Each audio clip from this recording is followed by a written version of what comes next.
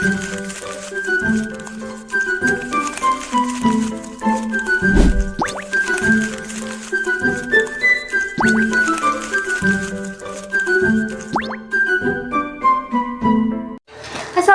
warahmatullahi wabarakatuh.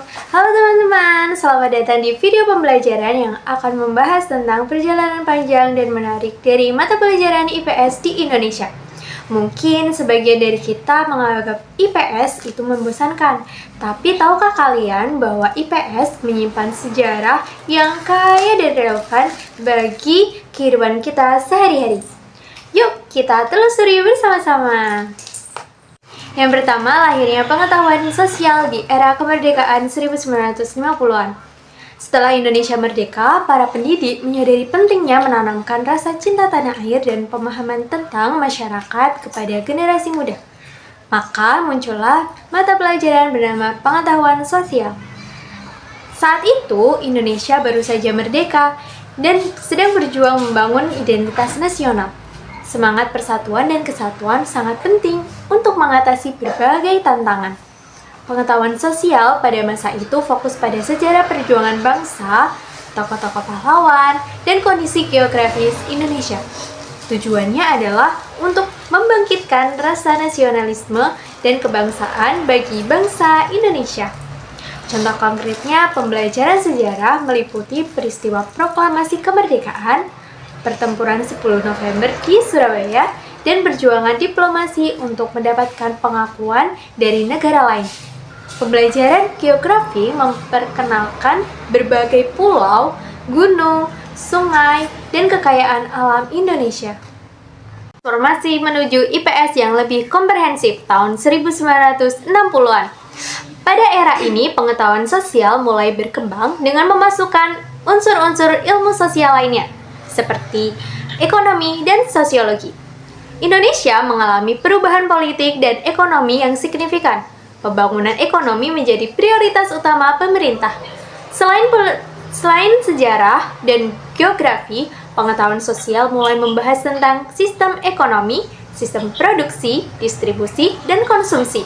Juga diperkenalkan konsep-konsep dasar sosiologi seperti keluarga, masyarakat, dan budaya.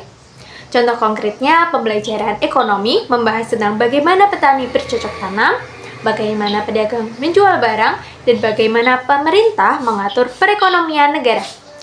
Pembelajaran sosiologi membahas tentang bagaimana orang berinteraksi dalam keluarga, sekolah, dan masyarakat. Tujuan pembelajarannya, siswa diharapkan dapat memahami bagaimana masyarakat bekerja dan bagaimana cara mengetahui kebutuhan hidup. IPS sebagai mata pelajaran yang terstruktur tahun 1970-an. Kurikulum IPS semakin terstruktur dan materinya semakin luas, mencakup berbagai disiplin ilmu sosial.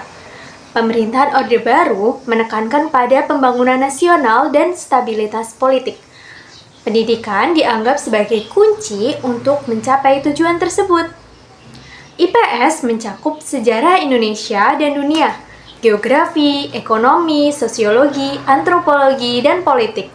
Tujuannya adalah untuk memberikan pemahaman yang komprehensif tentang masyarakat dan dunia. Contoh konkretnya, pembelajaran sejarah membahas tentang kerajaan-kerajaan di Indonesia, penjajahan Belanda, dan Jepang, serta gerakan nasionalisme. Pembelajaran geografi membahas tentang bentangan alam, iklim, dan sumber daya alam di berbagai negara. Pelajaran ekonomi membahas tentang sistem ekonomi, kapitalis, sosialis, dan campuran.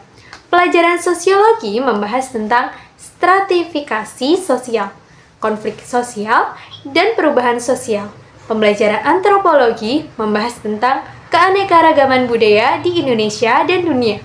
Pembelajaran politik membahas tentang sistem pemerintah, partai politik, dan pemilihan umum.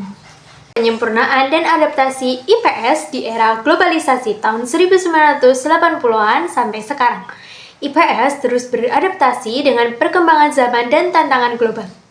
Indonesia mengalami globalisasi dan modernisasi, teknologi informasi dan komunikasi berkembang pesat. IPS menekankan pada pengembangan keterampilan keterampilan berpikir kritis, kreatif, dan kemampuan memecahkan masalah. Juga ditambah materi tentang pembangunan berkelanjutan, hak asasi manusia, dan isu-isu global lainnya. Contoh konkretnya, pembelajaran IPS mengajak siswa untuk menganalisis berita-berita tentang masalah sosial seperti kemiskinan, pengangguran, dan kerusakan lingkungan.